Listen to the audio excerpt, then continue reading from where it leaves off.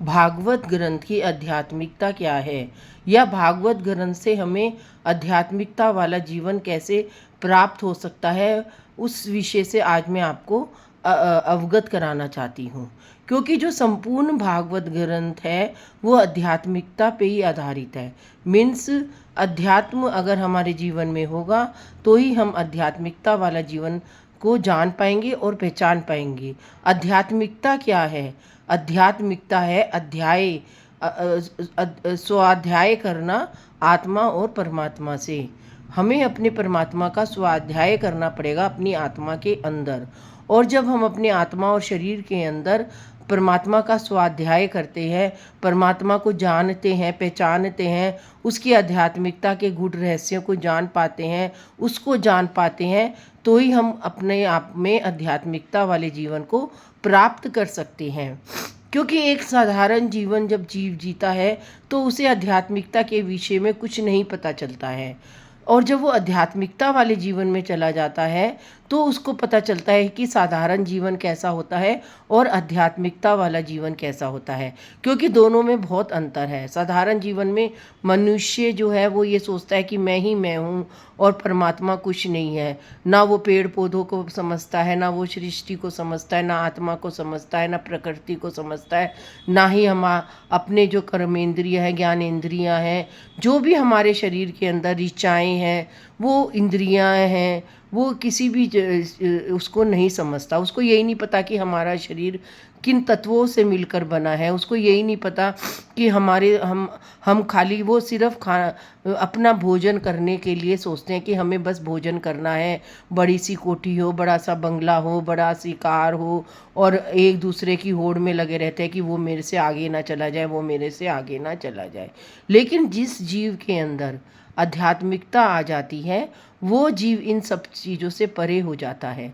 वो जीता है, सब भौतिक साधनों में ही जीता है, लेकिन अपने आप में सिमट कर, अपने आप में सीमित होकर, जो वस्तु की उसको ज़रूरत होती है, जो वस्तु को वो महसूस करता है कि हाँ इसके बगैर हमारा जीवन यापन नहीं हो सकता, वो चाह नहीं रखता है। वो सिर्फ अपने जीवन को यापन करता है और अपने आप को परमात्मा के सुपुर्द कर देता है, अपना पूर्ण जीवन, और आध्यात्मिकता के जीवन में चला जाता है। क्योंकि मैं ये देख रही हूँ कि चारों तरफ व्यभिचार, माया रूपी जाल, ये सब फैलता ही जा रहा है। चाहे वो साधु हो, संत हो, या धाम हो, या कहीं पर भी हो, हमारा जो हिंदू धर्म है वो सारा का सारा माया जाल पे ज़्यादा फैलता जा रहा है। क्योंकि लोगों को यही नहीं पता कि आध्यात्मिकता क्या है, आध्यात्मिकता से हमें हमें क्या प्राप्त होता है। सबसे पहले तो ये है कि हमें आध्यात्मिकता से क्या प्राप्त होता है। हमें आध्यात्मिकता से हम परमात्मा के विषय को जान पाते हैं, अपनी आत्मा को जान पाते हैं, अपने आप को जान पाते हैं, और हम कौन हैं, हम क्या हैं, हमें कहाँ जाना है, हम इस विषय को जान पाते हैं। इस प्रकृति को जानते हैं कि जो प्रकृति हरी भरी है वो हमें ऑक्सीजन देती है। सृष्टि को, कि सृष्टि में क्या क्या है, नदी है, तालाब है, कुएं हैं, बावड़ी है, समुद्र है, पर्वत है और पहाड़ है, ये सब सृष्टि है हमारी। और इन प्रकृति सृष्टि, और जब तक हमें कार्बन डाइऑक्साइड ही नहीं मिलेगी, तो ये ऑक्सीजन नहीं मिलेगी, तब तक हम जीवन को कैसे जिएंगे। तो जो ये पेड़ पौधे हैं ये हमें ऑक्सीजन देते हैं, हमारे शरीर में ऑक्सीजन पैदा करते हैं। तो हम जब तक इनको नहीं समझेंगे, इनको नहीं जानेंगे कि ये भी हमारे लिए बहुत ज़रूरी है, तब तक हम अपने आप को नहीं पहचान पाएंगे। और इन सब की रचना किसने करी है? रचना किसने करी है? परमात्मा है, तभी तो हवा चल रही है। परमात्मा है तभी तो आकाश है। परमात्मा है तभी वायु है। परमात्मा है तो तभी जल है। सब तत्वों से मिलकर ही परमात्मा है, और परमात्मा में ही सारे तत्व समाये हुए हैं। और सारे तत्व किस में समाये हैं? काल शक्ति में। तो एक शक्ति ही पूरे के पूरी सृष्टि को संचारित करती है, व्यभिचारित करती है, और अपने संरक्षण में सबको संरक्षित रखती है। चाहे वो कैसा ही जीव हो, चाहे वो आध्यात्मिकता वाला जीव हो, चाहे वो बिगर आध्यात्मिकता वाला जीव हो, चाहे वो भक्ति करता है या नहीं करता है, चाहे वो कैसा भी हो, लेकिन सब संतान परमात्मा की ही है, तो परमात्मा तो अपने सारे बच्चों का ध्यान रखता है। जैसे एक माँ है, माँ अपने बच्चों का पूरा ध्यान रखती है, चाहे वो उसका कहना माने या ना माने। जो बच्चे मानते हैं उसको अच्छे से करती है, जो नहीं मानते हैं तो वो भी धीरे धीरे दूर होती चली जाती है, और उसके अंदर जो मोह माया होती है वो भी ख़त्म होती चली जाती है। तो ऐसे ही परमात्मा है, परमात्मा अपने बच्चों को सदैव अपने संरक्षण में संरक्षित रखता है, और वो सोचता है कि मेरे सारे बच्चे जो हैं वो अच्छे से रहें, अच्छे से जो उसने जो जीवन दिया है उस जीवन का निर्वाह करे, उसको संचार करे, उसे संचारित करे, अपने जीवन में प्रकाश को प्रकाशित करें। तभी तो हम अपने जीवन में, जब तक परमात्मा को प्रकाशित ही नहीं करेंगे तब तक हम कैसे प्रकाश में जिएंगे। तो अपने जीवन को हमें परमात्मा के प्रति प्रकाशित करना है। जैसे एक दिया जलता है या एक ट्यूबलाइट जलती है या एक बल्ब जलता है, तो जब हम उसको जलाएंगे तभी तो वो प्रकाशित होगा। तो ऐसे ही हमारा जीवन है।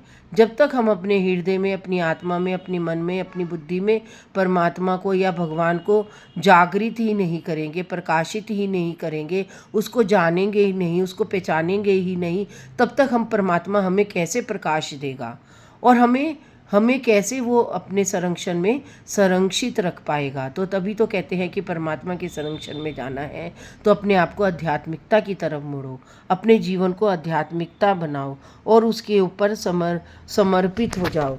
जो ये भाव है वो मैंने 15-20 साल पहले लिखे थे, और आज भी मेरे हृदय में वही भाव है, वही प्रकाश प्रकाशित हो रहा है। और हमें त्याग वैराग्य की जीवन से भी हमें अपने आप को पाना है।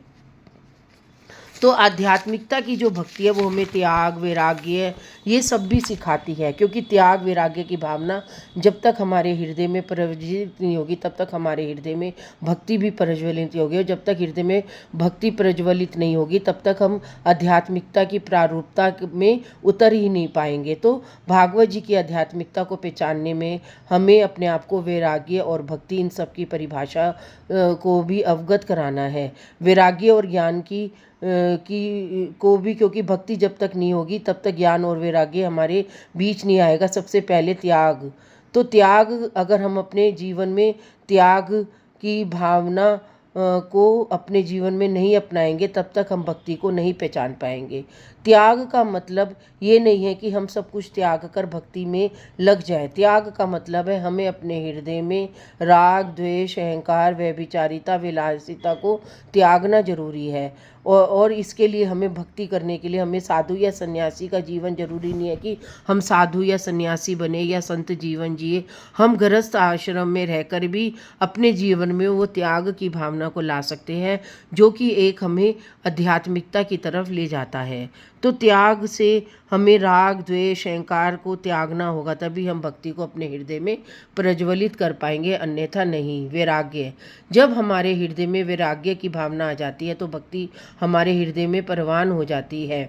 वैराग्य का मतलब ये नहीं है कि हम गृहस्थ जीवन से वैराग्य ले लें। गृहस्थ जीवन में वैराग्य की भावना हमारे हृदय में आ जाए तो हम हमारे हृदय में प्रभु को व्याप्त पर कर पाएंगे। और वैराग्य हम भोग की वस्तु से लेना चाहिए, उन वस्तु से वैराग्य लेना चाहिए जो हमें अलग कर दे इस कलयुगी समाज से। हमें अपने हृदय में सात्विकता हृदयात्मकता भक्ति द्वारा वैराग की भावना से अपने आप को सब विलासिताओं की वस्तुओं से वैराग्य लेना चाहिए, ताकि हम अपने आध्यात्मिकता की जीवन की ओर झुक जाए और प्रभु के चरणों में हम अपना जीवन को समर्पित कर पाएँ। क्योंकि जब तक हम हमारे जीवन में वैराग्य नहीं आएगा तब तक हम अपने जीव जो है वो प्रभु के चरणों में अपने आप को समर्पित ही नहीं कर पाएगा। क्योंकि भक्ति के जो दो पुत्र हैं वो है वैराग्य और ज्ञान और वैराग्य। जब तक हमारे हृदय में भक्ति तभी उत्पन्न होगी जब हम अपने हृदय में ज्ञान और वैराग्य को नहीं लाएंगे। और इसका वर्णन भागवत जी में ही है, शुरुआत में ही है कि जब भक्ति ज्ञान और वैराग्य बूढ़े हो चले थे और भक्ति जवान हो गई थी वृंदावन में आके, तो भक्ति रोने लग गई थी। तब नारद जी ने कहा कि भक्ति तुम क्यों रो रही हो? तब भक्ति ने कहा कि मेरे ज्ञान और वैराग्य दोनों बच्चे बूढ़े हो गए हैं और ये सुन ही नहीं रहे हैं, अब मैं इनके बिगर कैसे अपने जीवन जीवन को यापन करूं। तब नारद जी ने सभी ऋषियों से, संतों से, सबसे पूछा तो किसी ने इसका उत्तर नहीं दिया। तब नारद जी बद्रिका आश्रम में गए। बद्रिका आश्रम में साधु संतों से पूछा तो साधु संतों ने यही कहा कि भागवत ग्रंथ के श्रवण से ही ज्ञान और वैराग्य आता है। तब गंगा तट के किनारे हरिद्वार में जाओ और गंगा तट के किनारे भागवत को सुनो। तब सुत जी ने नारद जी को भागवत सुनाई। तो जैसे ही उन्होंने भागवत करनी आरंभ करी, वैसे ही ज्ञान और वैराग्य दौड़ते दौड़ते आ गए और भक्ति भी उनके पीछे पीछे दौड़ती आ गई। और सारे ऋषि मुनि, देवी देवता भी उस भागवत जी की कथा का श्रवण आए। तो समझो भागवत जी में कितनी शक्ति है, कितना ज्ञान है, कितनी एक पावर है, कितनी एक कनेक्टिविटी है आत्मा से और परमात्मा को जोड़ने की, जीव को आध्यात्मिकता में लाने की। तो आध्यात्मिकता की तो कोई सीमा ही नहीं है, भागवत ग्रंथ की तो कोई सीमा ही नहीं है। जितना हम इसके अंदर जाएंगे उतना हम अपने आप को अपने परमात्मा के संरक्षण में सुरक्षित पाएंगे। आज के लिए इतना। राधे राधे।